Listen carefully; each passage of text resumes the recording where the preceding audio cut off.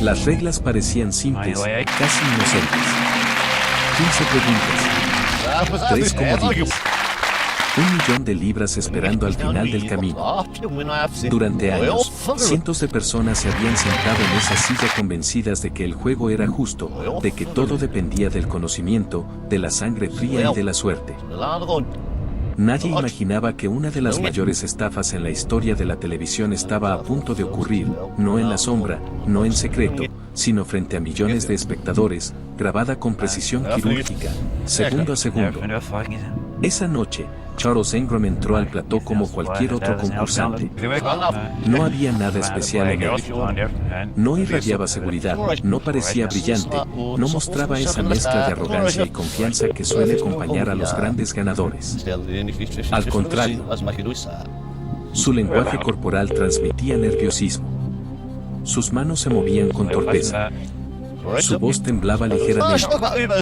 Era un mayor del ejército británico, acostumbrado a la disciplina y al orden, pero no a la presión psicológica de un escenario iluminado por focos, rodeado de cámaras y observado por millones de personas desde sus casas.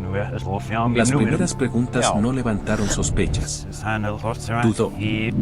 Se contradijo. Usó comodines antes de lo esperado. Miró al suelo. Cambió de opinión más de una vez. Todo eso encajaba perfectamente con el perfil de un concursante promedio. De hecho, parecía que no llegaría muy lejos. Pero conforme el premio aumentaba, algo empezó a cambiar. No de forma brusca, no de manera evidente. Fue un cambio sutil, casi imperceptible. Las pausas se alargaron. Las dudas se hicieron más teatrales. Y, aún así, las respuestas seguían siendo correctas. Una tras otra. Sin errores. La probabilidad matemática de que alguien acertara ese número de preguntas sin un conocimiento sólido era prácticamente inexistente. No era una racha afortunada.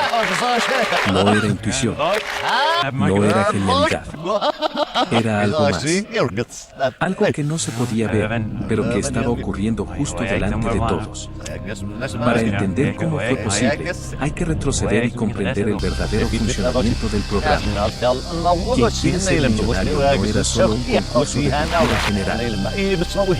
Era una maquinaria psicológica diseñada para presionar, para desgastar, para hacer colapsar incluso a los participantes más preparados. 8 concursantes comenzaban el programa, pero solo uno podía sentarse en la famosa silla caliente. Para lograrlo, debían superar la ronda del dedo más rápido, una prueba que no premiaba el conocimiento, sino la velocidad, los reflejos y la capacidad de actuar bajo presión. Una vez en la silla, el verdadero juego comenzaba. 15 preguntas, cada una más difícil que la anterior. 4 opciones. 3 comodines. Sin límite de tiempo. Esa ausencia de límite era la trampa perfecta. Cuanto más tiempo tenía el concursante para pensar, más espacio había para el miedo, la duda y el pánico. El silencio del plató se volvía ensordecedor. Las luces parecían más intensas. Cada segundo se sentía como una eternidad. A finales de los años 90, el programa se había convertido en un fenómeno cultural. En el Reino Unido, millones de personas detenían sus actividades para verlo. Familias enteras se reunían frente al televisor. Oficinas se paralizaban. No era solo entretenimiento, era un evento nacional. Ganar ese millón no significaba solo dinero. Significaba estatus, reconocimiento y inmortalidad televisiva. Toda estafa necesita 3 elementos fundamentales: un plan sólido, el momento adecuado y las personas correctas. Este caso no fue improvisado. No fue producto de una decisión impulsiva. Fue una operación cuidadosamente diseñada, con roles bien definidos y una ejecución precisa. Charles Ingram era la pieza visible. El actor principal. Su tarea era compleja, debía parecer inseguro, verbalizar todas las opciones, exagerar sus dudas y, al mismo tiempo, reaccionar de forma natural cuando recibiera la señal correcta. No debía parecer brillante, porque eso levantaría sospechas. Debía parecer perdido. Y eso lo hizo a la perfección. Pero el verdadero cerebro estaba fuera de cámara. Su esposa, Diana Ingram. Meses antes, ella y su familia habían estudiado el programa con obsesión. Su hermano ya había participado varias veces. Conocían el ritmo del presentador, los silencios incómodos, los patrones de las preguntas, incluso la forma en la que el público reaccionaba. Sabían cómo funcionaba el sistema porque ya habían estado dentro.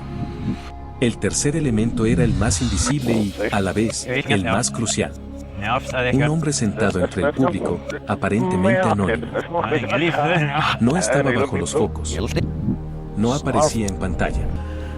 No llamaba la atención. Su tarea era tan simple que parecía ridícula: toser. Un sonido cotidiano. Natural. Inofensivo. Un sonido que nadie cuestiona en un estudio lleno de personas. Esa tos sería el código. La señal definitiva. El 12 de septiembre de 2001, el programa comenzó como cualquier otro. El presentador dio la bienvenida. El público aplaudió. Los concursantes teclearon frenéticamente en la primera prueba. Charles Ingram fue el más rápido, en menos de 4 segundos. Un dato que, con el tiempo, también levantaría sospechas. Las cámaras se encendieron. Charles se sentó en la silla caliente. Durante las primeras preguntas, todo parecía normal. Dudas reales. Respuestas inciertas. Pero a partir de cierto punto, el patrón se repitió con una precisión inquietante. Charles leía las opciones en voz alta. Se mostraba confundido. Probaba distintas respuestas. Y justo cuando pronunciaba la correcta, se escuchaba una tos desde el público. Charles se detenía. Reflexionaba. Y elegía esa opción. Acierto. Una vez puede ser coincidencia. 2 veces, casualidad. Pero cuando ocurre una y otra vez, deja de ser azar. El juego estaba amarrado, pero nadie lo sabía aún. Pregunta tras pregunta, el dinero seguía subiendo. Charles parecía no saber nada y, sin embargo, acertaba todo. Llegó a la última pregunta. 1 millón de libras en juego. El plató en completo silencio. La pregunta era compleja, técnica, específica. Charles lo admitió, no tenía ni idea. Dijo las opciones sin convicción. Dudó. Miró al suelo. Entonces ocurrió por última vez. Una tos clara, precisa, inconfundible. Charles cambió de postura. Se inclinó ligeramente hacia adelante. Miró la pantalla y eligió la respuesta correcta. El público estalló. Había nacido un nuevo millonario. Pero detrás de las cámaras, algo no cuadraba. El presentador había visto de todo. Personas brillantes, concursantes que se derrumbaban, jugadores estratégicos. Pero nunca había visto a alguien tan inseguro acertarlo absolutamente todo. Esa misma noche, el equipo técnico revisó la grabación. No buscaban fraude. Buscaban entender qué había ocurrido. Y entonces lo notaron. Cada tos. Siempre en el mismo momento. Siempre después de mencionar la respuesta correcta. Los ingenieros aislaron el audio. Subieron el volumen. Repitieron cada pregunta. El patrón se volvió imposible de ignorar. Las toses provenían del mismo lugar, del mismo hombre. El premio fue retenido. La policía fue notificada. El sueño se había roto. Días después, Charles Ingram recibió la llamada. Las sospechas eran claras. La grabación hablaba por sí sola. Cuando el caso se hizo público, la prensa explotó. Portadas. Titulares. Burlas. Charles y su esposa lo negaron todo. Dijeron que era una coincidencia. Que las toses eran involuntarias. Que se trataba de una persecución mediática. Pero la evidencia era aplastante. El juicio comenzó en 2003 y se convirtió en un espectáculo nacional. La fiscalía proyectó el episodio completo ante el jurado. Cada pausa. cada tos, cada reacción. No hacían falta expertos ni interpretaciones complejas. El fraude se explicaba solo. El veredicto fue claro. Culpables. No pisaron la cárcel, pero la verdadera condena fue social. Charles perdió su carrera militar. Su reputación quedó destruida. Las deudas llegaron. Vendieron su casa. Su apellido se convirtió en sinónimo de engaño. El tercer implicado perdió su trabajo. Su carrera académica se derrumbó. Nadie quiso volver a asociarse con ellos. Años después, Charles intentó reconstruir su vida lejos del foco principal. Apareció en programas menores. Nunca admitió el fraude. Siempre sostuvo que fue tratado injustamente. Pero la historia quedó sellada. No como la de un hombre que ganó 1 millón de libras, sino como la de alguien que apostó todo a una señal invisible y fue destruido por el detalle más simple de todos. Un sonido, una tos y una grabación que nunca olvidó. La sentencia judicial fue solo el comienzo. El veredicto cerró el caso legal, pero abrió algo mucho más difícil de contener, la demolición lenta y constante de una vida entera bajo el peso del escrutinio público. Porque en historias como esta, el castigo real no siempre lo dicta un juez, lo dicta la memoria colectiva. Y esa memoria no perdona. Charles Ingram no entró a prisión, pero perdió algo mucho más valioso que la libertad física. Perdió su identidad.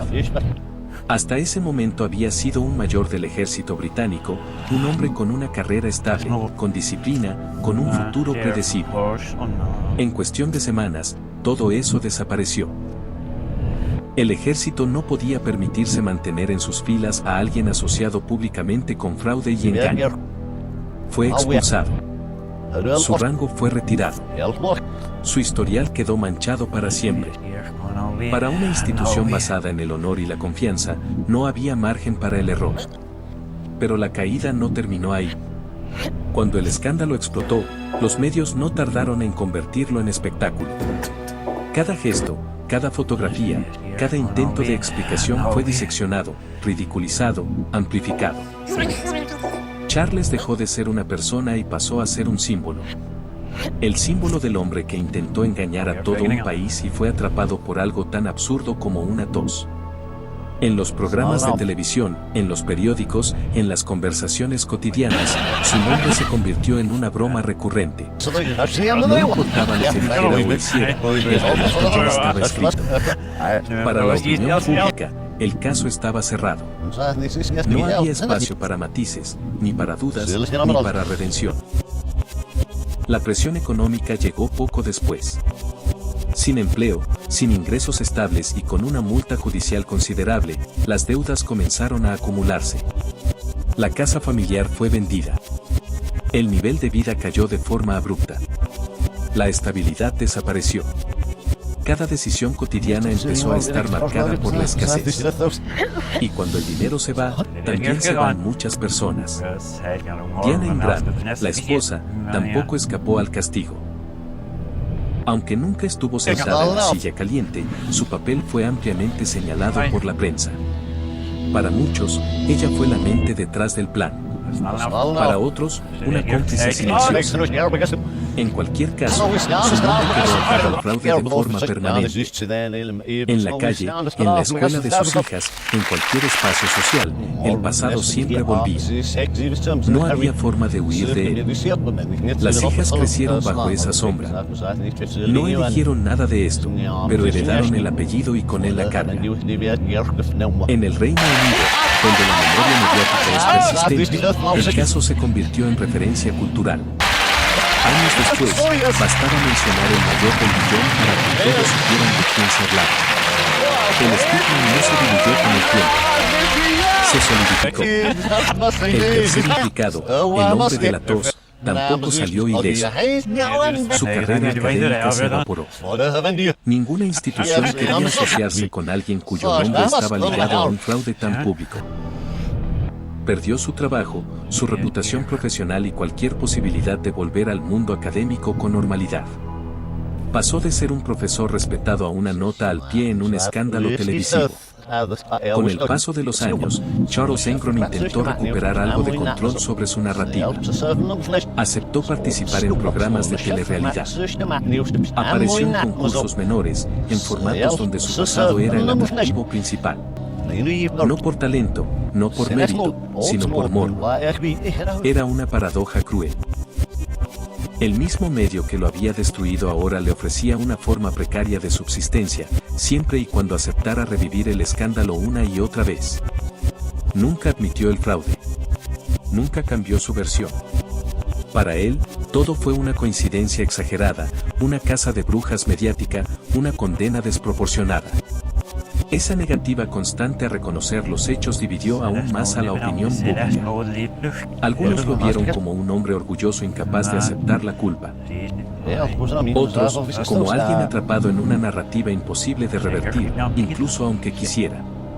Pero más allá de las personas, el caso dejó una huella profunda en la televisión británica. Los protocolos de seguridad de los concursos cambiaron para siempre.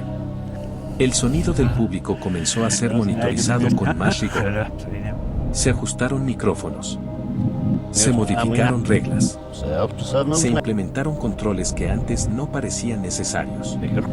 El programa sobrevivió, pero nunca volvió a ser el mismo. La inocencia del formato se perdió esa noche. El caso Ingram también reveló algo más inquietante. Demostró que los sistemas más vigilados pueden fallar por detalles mínimos. Que no siempre se necesita tecnología avanzada, ni hackers, ni dispositivos ocultos. A veces basta con comprender el comportamiento humano. Aprovechar los silencios. Utilizar lo cotidiano como herramienta. Una tos. Un gesto. Un sonido ignorado. Y ahí está el verdadero núcleo de esta historia. No es solo un fraude televisivo. Es una lección sobre percepción, sobre confianza y sobre cómo el cerebro humano busca patrones incluso cuando no quiere verlos.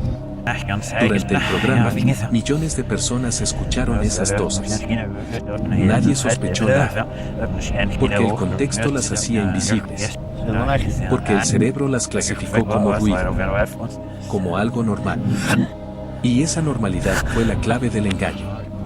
Hoy, el caso sigue siendo estudiado en facultades de psicología, comunicación y criminología. No por el dinero, no por la fama, sino por la precisión del método. Por cómo un plan tan simple logró engañar a un sistema diseñado para ser infalible. Por cómo la presión, el espectáculo y la confianza colectiva se alinearon para permitir. Charles Engron nunca volvió a sentarse en una silla caliente. Nunca volvió a estar cerca de 1 millón de libras. Pero su historia quedó grabada para siempre como una advertencia silenciosa. A veces, los engaños más grandes no se construyen con grandes mentiras, sino con pequeños sonidos que nadie cuestiona. Y quizá esa sea la parte más perturbadora de todo esto. Que el fraude no se sostuvo por tecnología, ni por genio, ni por azar. Se sostuvo porque todos, absolutamente todos, estaban escuchando, pero nadie estaba realmente oyendo.